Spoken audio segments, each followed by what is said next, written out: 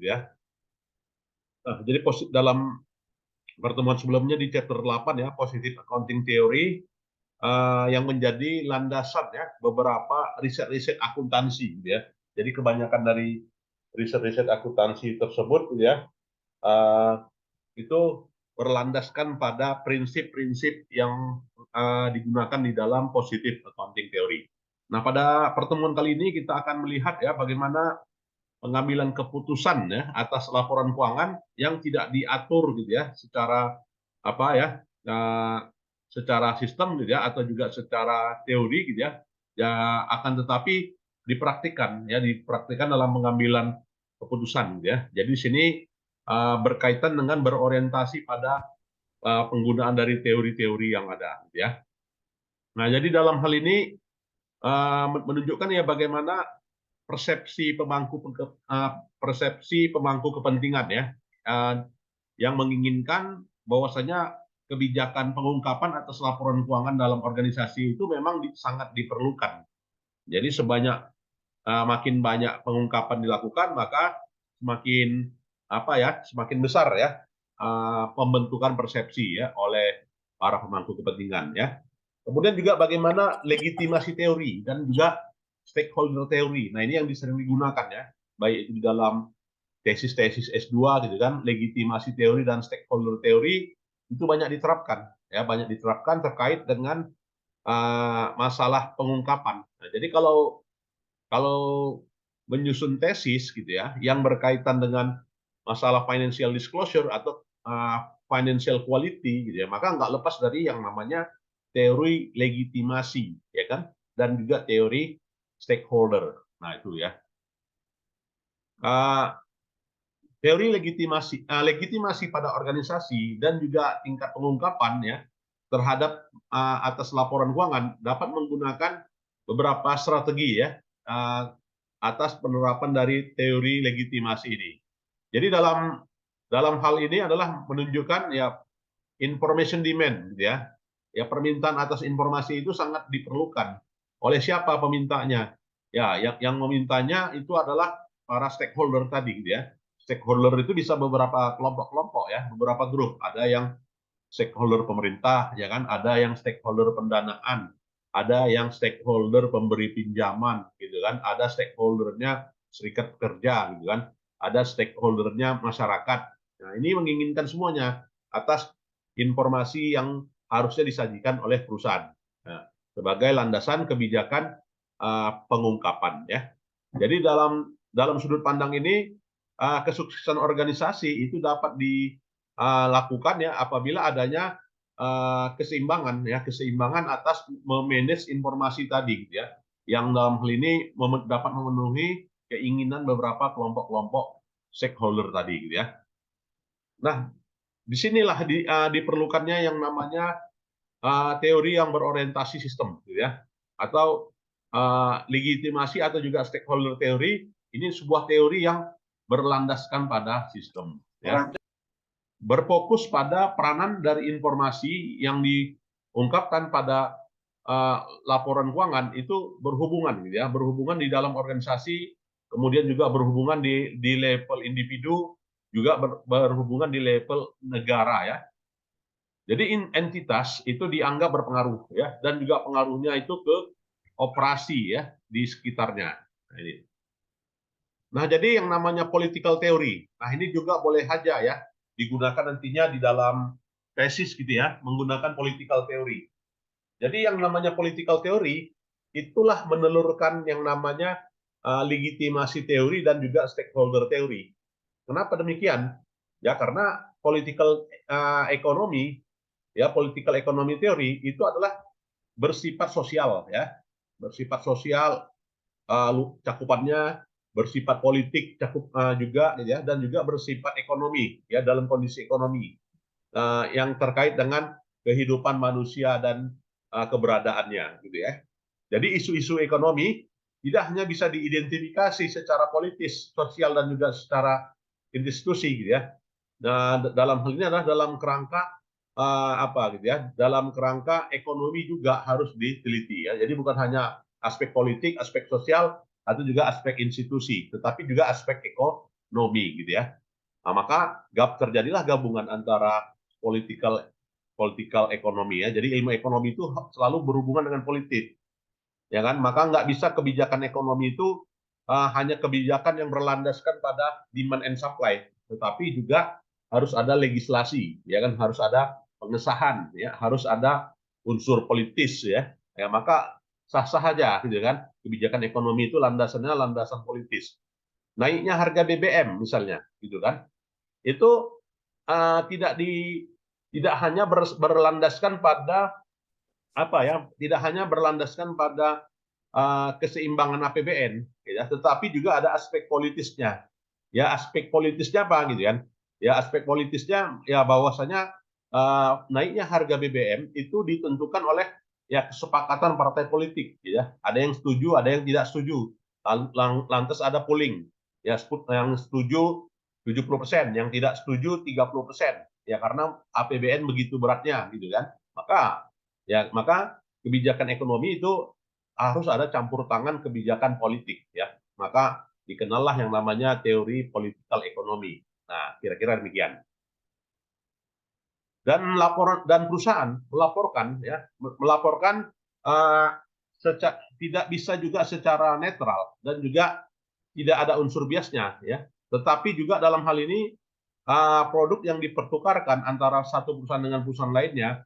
Nah, jadi dalam hal ini bisa-bisa apa gitu ya, tidak netral dan juga tidak bias gitu ya. Kenapa ya? Karena konsekuensi praktik dari political ekonomi itu. Jadi secara apa ya? Secara mainstream political ekonomi itu pun juga terbagi dua ya, yaitu secara klasikal dan juga secara bourgeois gitu ya.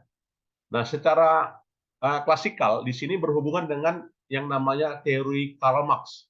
Pernah dengar kan? Ya, di negara-negara Eropa Timur itu kan mempraktikkan teori ekonomi Karl Marx. Kenapa demikian? Ya, teori Karl Marx itu berdasarkan pada apa ya? Berhubungan dengan kelompok-kelompok sosial, berdasarkan pada struktur-struktur sosial ya. Di mana di sini harus ada keberadaan negara, campur tangan negara gitu ya. Dalam menentukan keseimbangan. Nah, jadi bicara laporan keuangan ya, bicara accounting report dan juga bicara pengungkapannya itu punya makna ya, harus ada menundukkan suatu posisi tertentu ya sebagai alat kendali ya atas keberadaan dari sumber daya yang ada. Nah, jadi di sini fokusnya adalah fokus pada konflik struktural ya yang ada di kelompok masyarakat itu sendiri. Nah, kalau yang namanya bourgeois, ya, jadi ciri dari ini boleh kita simpulkan ya, yang namanya political economy secara klasik itu adanya campur tangan negara. Boleh dikatakan berhubungan dengan teorinya Karl Marx ya, atau dengan kata lain teori komunis ya. Negara komunis itu kan landasannya adalah landasan filosofinya Karl Marx kan, ya kan negara komunis. Nah itu.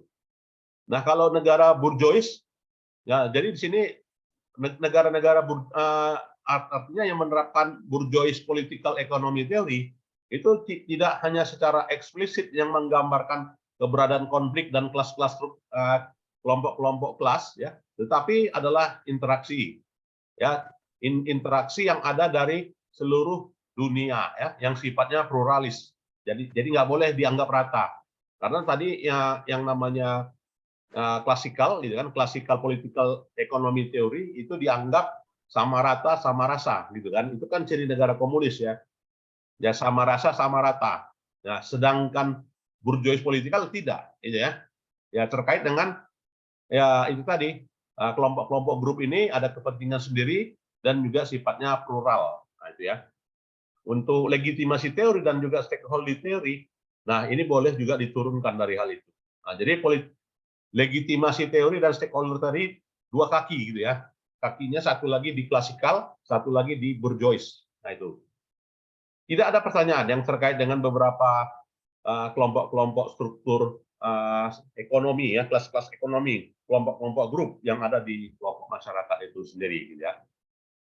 Nah, legitimasi teori secara organisasi itu mengatur bagaimana pengoperasiannya ya, dalam sebuah bundaran dan juga dalam sebuah normal di kelompok masyarakat. Jadi aktivitas itu bisa diterima ya karena apa? Karena adanya legitimasi ya.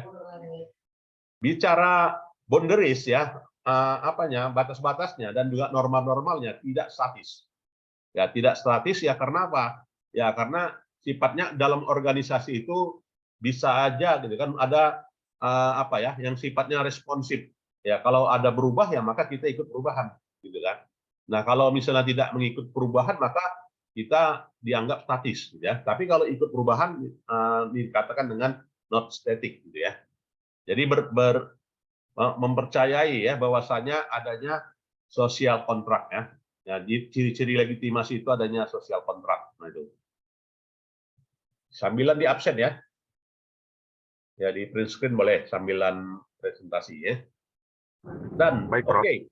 Ya, kemudian juga legitimasi versus legitimation ya. Jadi apa sih bedanya antara legitimasi dengan legitimation? Jadi di sini legitimasi kata sifat ya, sedangkan legitimation kata benda kan, noun ya. Nah, bicara legitimasi itu adalah sebuah status ya atau juga kondisi di mana keberadaan dari nilai sebuah sistem pada sebuah entitas gitu ya itu berhubungan ya congruent ya with society.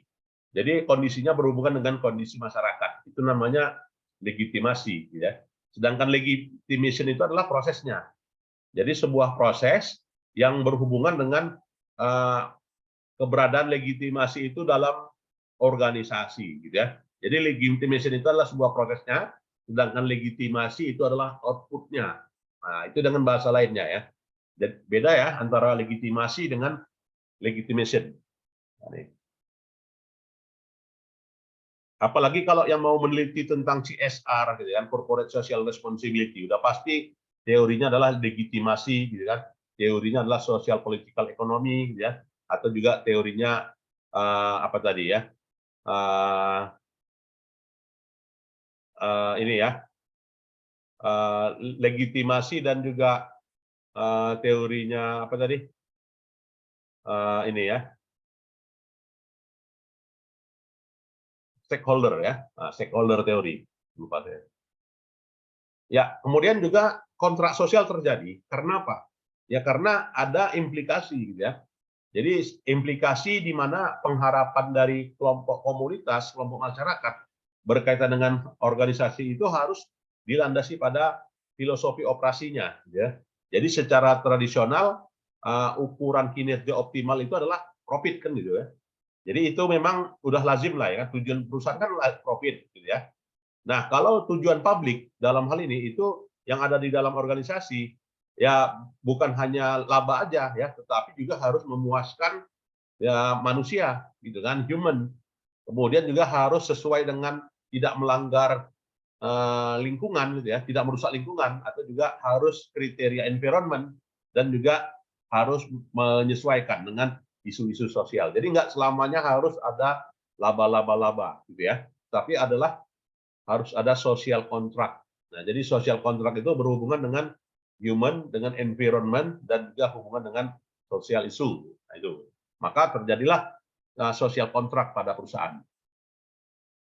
Dan bagaimana implikasinya? Ya, implikasi dari social contract itu sesuai nggak? Jadi kalau keberadaan social contract itu tidak berlaku apabila ya kelompok-kelompok itu mengikuti dalam satu operasi yang berkaitan dengan keinginan pengharapan gitu ya. Jadi ada harapan yang diinginkan dari kelompok itu, akan tetapi dari organisasi menemukan sangat sulit sekali gitu ya memenuhi semua harapan orang ya, memenuhi semua pengharapan tadi. Karena apa? Ya karena harus ada dukungan, dan harus ada sumber daya ya yang menjaga keberlangsungan operasi. Ya kan? Maka dalam hal ini harus ada sanksi gitu ya. Kalau misalkan terjadi pelanggaran atas aturan ya. Nah, maka dalam hal ini operasi itu dibatasi. Yang membatasinya apa? Yang membatasinya aturan gitu ya. Yang mengatasinya undang-undang, ya kan? Jadi keterbatasan sumber daya itulah maka dapat mengurangi permintaan atas sebuah produk. Nah, jadi karena adanya aturan yang membatasinya, kira-kira demikian ya. Oke, dan kemudian juga bagaimana aktivitas legitimasi itu. Jadi aktivitas legitimasi itu karena adanya output ya. adanya tujuan dan adanya metode dalam operasi, gitu ya. Dan untuk mencapai itu dilakukanlah komunikasi, ya. Jadi komunikasi terjadi karena apa? Ya karena untuk mengkonfirmasi ya legitimasi secara sosial dalam organisasi yang menunjukkan output dan juga nilai, ya. Jadi cakupan komunikasi itu mengidentifikasi simbol dan juga nilai-nilai legitimasi, ya. Kemudian juga legitimasi komunikasi, nah itu perlu di-handle ya, perlu dikelola. Karena apa? Ya karena eh, yang ada di masyarakat ya terkait dengan performa dan juga activities gitu ya, itu harus ada educate. Jadi harus ada diajari ya, harus ada diperkenalkan. Jadi informasi-informasi itu terkait dengan keberadaan perusahaan ya. Kemudian juga melihat persepsinya dan juga jadi harus melihat persepsi, bukan hanya melihat faktor perilaku saja ya. Jadi untuk itu persepsi dimanipulasi untuk menunjukkan ya adanya perhatian terhadap isu yang berhubungan antara satu dengan yang lainnya ya. Ya, kemudian juga peranan pengungkapan publik. Ya, jadi peranan dari pengungkapan publik, maka pengungkapan publik ini menetapkan ya bahwasanya laporan tahunan itu ya kan bisa digunakan ya untuk mengimplementasikan kebijakan strategis ya, terutama kebijakan strategis yang masa lalu. Jadi apanya ya? Jadi proksinya ditunjukkan dari isi dari laporan keuangan. Kira-kira demikian ya. Dan perspektif itu diadopsi oleh para periset ya dalam bentuk laporan tanggung jawab sosial ya. Atau disebut dengan social responsibility reporting. Jadi keberadaan hal alamiah secara strategik dari pelaporan keuangan itu berhubungan ya semuanya dengan masalah pengungkapan. Dan hasil secara pengujian empiris ya legitimasi teori itu menggunakan beberapa hasil pengujian ya secara sosial dan juga laporan yang menunjukkan ada diperlukannya penjelasan yang lebih detail ya atas pengungkapan. Jadi form pengungkapan merupakan sebuah portofolio gitu ya untuk melegitimasi dari keberadaannya di organisasi ya. Dan Patent tahun 92 ya, studinya mendukung hal itu. Ya, di mana ya kebijakan pengungkapan lingkungan pada perusahaan minyak di Amerika, Exxon gitu ya, itu harus gitu ya. Ini menunjukkan penerapan dari teori legitimasi ya, yang merekomendasikan di mana semakin tingginya pengungkapan pada pelaporan keuangan, maka semakin baik gitu ya. Dan ditemukan semakin dan diikuti juga pengungkapan-pengungkapan yang lain pada perusahaan-perusahaan yang lainnya yang bukan hanya sekedar minyak saja ya. Itu risetnya Patent menemukan. Wigan tahun 96 juga menemukan ya. Jadi praktik legitimasi itu memang diterapkan ya. Bagaimana legitimasi teori itu menjelaskan lingkungan laporan tahunan ya, kebijakan pengungkapan laporan keuangan tahunan itu mengikuti ya apa ya item-item pengungkapan lingkungan. Nah, jadi item-item pengungkapan lingkungan itu secara signifikan menyajikan informasi dalam hal itu yang harus diungkapkan antara 1 tahun dengan tahun yang berikutnya ya. Wigan and Gordon juga tahun 1996 melakukan investigasi terkait dengan tujuan dari pengungkapan lingkungan ya, dan juga yang dalam hal ini dilakukan secara terus-menerus gitu ya, yang menghasilkan bahwa ya pengungkapan lingkungan berhubungan dengan kebijakan kelompok ya, kebijakan kelompok atau juga kebijakan grup terkait dengan isu lingkungan ya, dan juga menemukan bahwasanya semakin meningkat pengungkapan itu maka akan berhubungan dengan apa? Dengan keberadaan membership ya dari kelompok-kelompok lingkungan itu. Dengan kata lain, maka kebijakan pengungkapan itu bersifat positif ya. Jadi semakin tinggi pengungkapan, maka semakin tinggi juga kepuasan ya, kepuasan kelompok-kelompok. Apakah kelompoknya pemerintah, apakah kelompoknya serikat pekerja gitu kan, apakah kelompoknya masyarakat gitu kan, apakah kelompoknya yang lainnya. Kira-kira gitu ya. Disclosure mostly positif. Nah, itu. Dan juga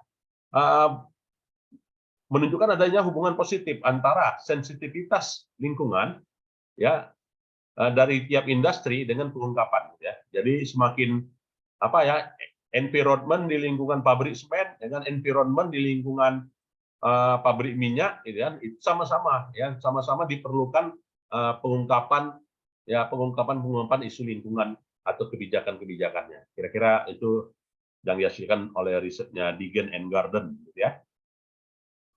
Deegan Ranking and Fogg tahun 2000 juga menyatakan legitimasi teori menjelaskan bagaimana pengungkapan sosial pada laporan keuangan tahunan berhubungan dengan isu-isu sosial utama ya. Itu. Sean Penter and Ferros tahun 92 di Amerika juga memilih ya kerangka akuntansi ya. Jadi kerangka akuntansi yang berhubungan dengan legitimasi pada organisasi. Kira-kira demikian ya.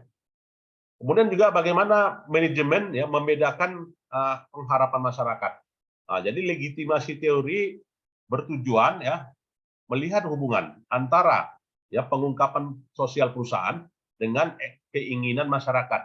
Nah, jadi teori legitimasi itu membenarkan. Nah, jadi kalau kita misalnya tesis gitu ya, tesis itu menggunakan variabel corporate disclosure X1 misalnya, community expectation X2. Nah, itu silakan gunakan teori legitimasi. Ya. Dan pihak manajemen itu sendiri menemukan bahwasanya keberadaan penggunaan media yang semakin jarang, ya maka ekspektasi pengharapan masyarakat juga akan semakin kecil.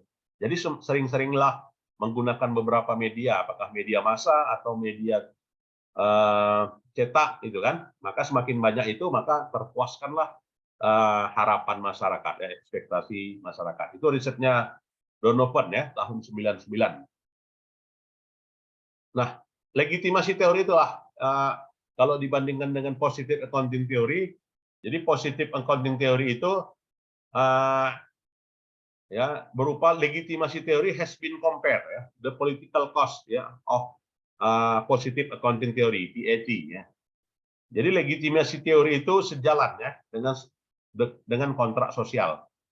Ya, akan tetapi tidak seluruh berbasis asumsi ekonomi ya dalam sebuah tindakan itu berhubungan dengan upaya maksimalisasi kesejahteraan ya. Dan tapi semuanya berasumsi pada efisiensi atas pasar ya. Oke, kemudian juga stakeholder teori ya. Jadi stakeholder teori di sini dua juga gitu ya, dua kelompok, yaitu secara moral dan secara manajerial.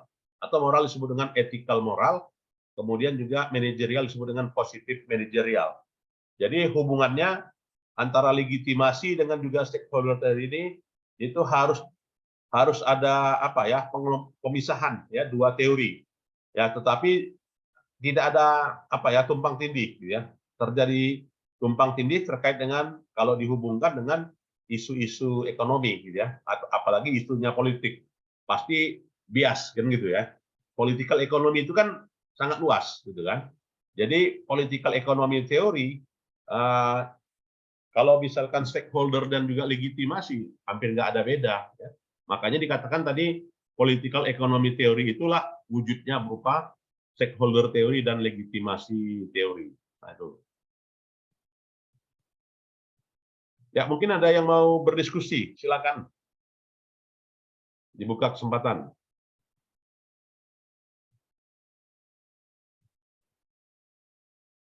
Ya, kalau tidak lanjut ya. Kemudian juga ethical branch of the stakeholder theory ya. Jadi ya bagaimana apa ya ethical ya. Jadi seluruh pemangku kepentingan itu punya hak gitu ya. Have the right gitu kan, punya hak untuk apa ya? Untuk mendapatkan perlakuan secara wajar ya oleh organisasi. Jadi dalam hal ini berkaitan dengan isu-isu keinginan pemangku kepentingan itu tidak berhubungan atau juga tidak relevan ya selamanya. Ya, ada yang relevan, ada yang tidak. Ya. Artinya tetap ada yang tidak relevan lah. Ya. Dan pihak manajemen itu sendiri ya harus memanage organisasi for the benefit, ya, untuk mendapatkan manfaat. Harus ada manfaat yang diberikan lah ya kepada para pemangku kepentingan. Nah, dan juga di sini perusahaan itu merupakan sebuah kendaraan. Kendaraan apa? Kendaraan untuk alat koordinasi ya atas keinginan para pemangku kepentingan, pemegang saham, pemerintah kan gitu ya. Maka perusahaan itulah medianya, kira-kira demikian. Dan pihak manajemen dalam hal ini memiliki hubungan ya dengan seluruh para pemangku kepentingan, di mana terkait dengan konflik-konflik dan juga isu manajerial gitu ya, itu secara optimal haruslah seimbang ya. Dan dari setiap kelompok itu harus berdasarkan pada masing-masing haknya ya. Nah, jadi yang dikatakan stakeholder itu inilah ya. Jadi bisa berupa any identifiable group ya. Jadi bisa berupa grup-grup yang diidentifikasi atau juga bisa juga individual-individual yang kira-kira berdampak terkait dengan tujuan organisasi ya, atau juga berefek kepada tujuan organisasi. Nah, ini dikatakan dengan stakeholder. Jadi stakeholder itu berupa ya pihak-pihak yang berhubungan dengan organisasi. Kira-kira pihak-pihak yang berpengaruh pada organisasi itu apa? Serikat pekerja misalnya. Pasti berhubungan itu ya dengan organisasi. Manajemen berhubungan nggak dengan serikat tenaga kerja misalnya, berhubungan nggak dengan organisasi? Berhubungan ya. Kantor pajak berhubungan nggak dengan organisasi perusahaan? Pasti gitu kan. Atau juga dinas tenaga kerja berhubungan dengan perusahaan nggak? Pasti berhubungan gitu ya. Nah, maka tiap-tiap yang berhubungan itulah yang namanya stakeholder. Ya, cukup jelas? Oke ya, jelas ya. Dan kita lihat ya bagaimana yang namanya stakeholder primary itu siapa ya. Secondary teori itu siapa?